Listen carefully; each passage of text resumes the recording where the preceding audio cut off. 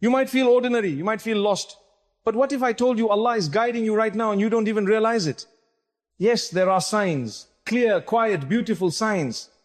So stay with me.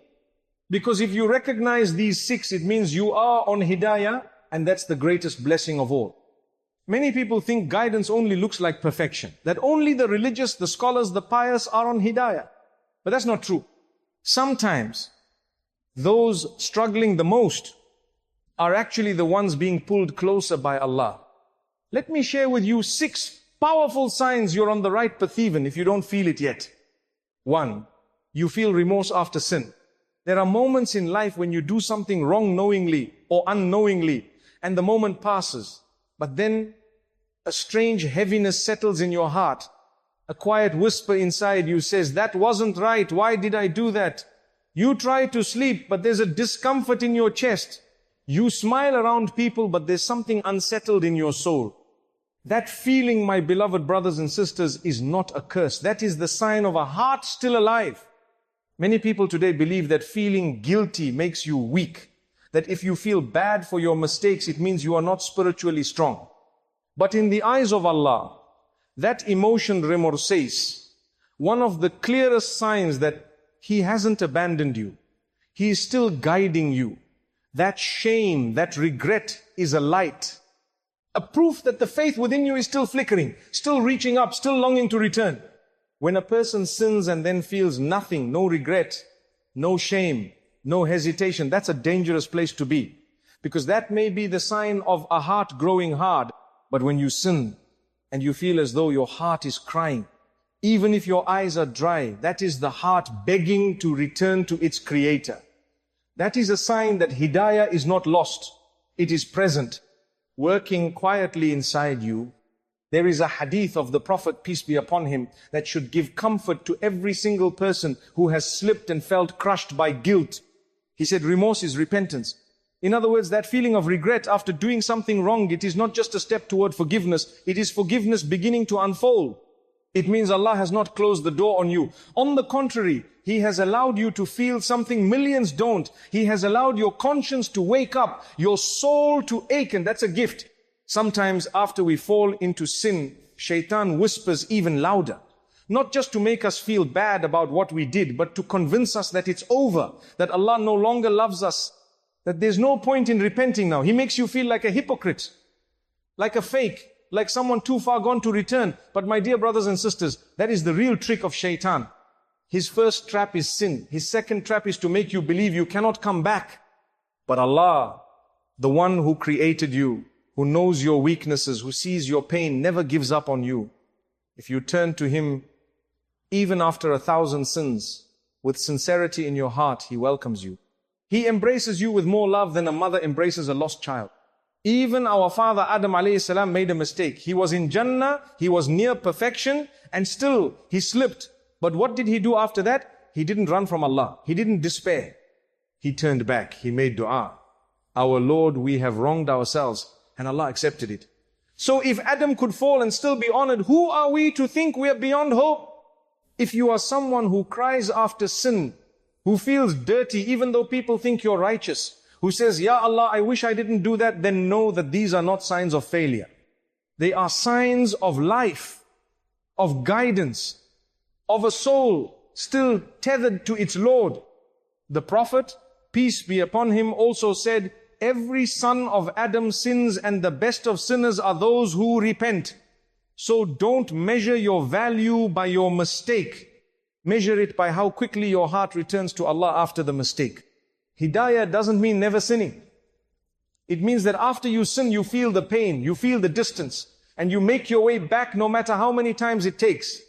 Allah doesn't count how many times you've fallen. He looks at how many times you've come back. Don't confuse your regret with weakness. Don't confuse your shame with hypocrisy. These emotions are your fitrah, your God-given compass, reminding you who you really are and where your heart belongs. So the next time you slip, the next time you break, and the guilt threatens to crush you, don't stay down. Turn that feeling into a sujood. Let the tears fall. Say astaghfirullah from the bottom of your heart. Because even that one whispered, Ya Allah, forgive me, is enough to shake the gates of mercy open.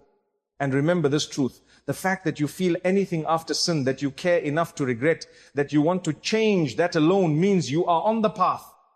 That means Allah is still guiding you, still calling you back, still writing your story. You are not ruined. You are being repaired. You are not rejected. You are being redirected. You are not far. You are already on hidayah. Just keep walking. 2, you keep returning to prayer even after falling. My beloved brothers and sisters, there is something profoundly beautiful about the believer who falls yet still gets up again, who misses a prayer but still returns, who sins but still says Allahu Akbar and raises their hands to the sky. You see, one of the most powerful signs that Allah is still guiding you is that you keep coming back to Him. Even if your life is full of mistakes, even if you keep slipping again and again, if you find yourself unable to fully walk away from prayer, that is not a coincidence. That is hidayah. Let's be honest, many of us are not perfect with our salah. Some of us miss Fajr. Some delay Asr until the last minutes. Others go days without praying at all. And yet somewhere deep inside you feel a tug, a discomfort, a pull that says, come back. That pull is not your own doing. It is Allah placing a rope in your heart, a rope made of mercy that keeps pulling you toward Him no matter how far you go. Think about it. Out of the 24 hours in a day, Allah asks you for just 5 moments. Just 5. Yet we delay, we forget, we skip, and still He leaves the door wide open. He never blocks you from returning. Not once. Allah says in the Quran, indeed prayer prevents immorality and wrongdoing. Surah Al-Ankabut 29:45. He didn't say perfect prayer. He didn't say only the most beautiful salah has effect.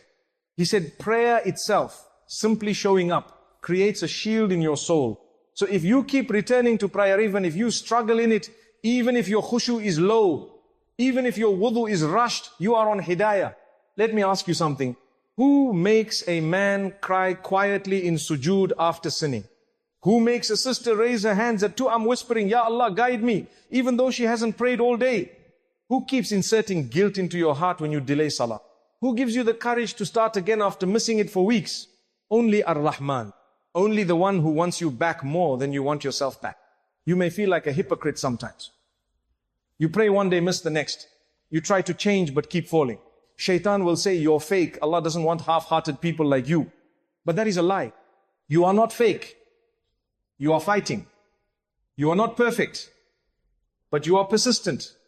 And in the eyes of Allah, a struggling servant who keeps showing up is beloved. The Prophet, peace be upon him, said, the most beloved deeds to Allah are those done consistently, even if small. Bukhari, alayhi salam. That means your imperfect prayer, your late night sujood, your quiet dhikr on the way to work, all of it counts. All of it is part of your guidance. And never forget, prayer is not just an obligation, it's a gift. It's your private conversation with the Lord of the worlds. Imagine this. You commit a sin, and your own soul is ashamed to face the people around you. But Allah still says, come talk to me, come pray. I will still listen. What kind of love is that? That is not human love. That is divine love. That is hidayah in action. If you've ever paused in your day and felt a wave of guilt for missing a prayer, then know that Allah is still working on your heart.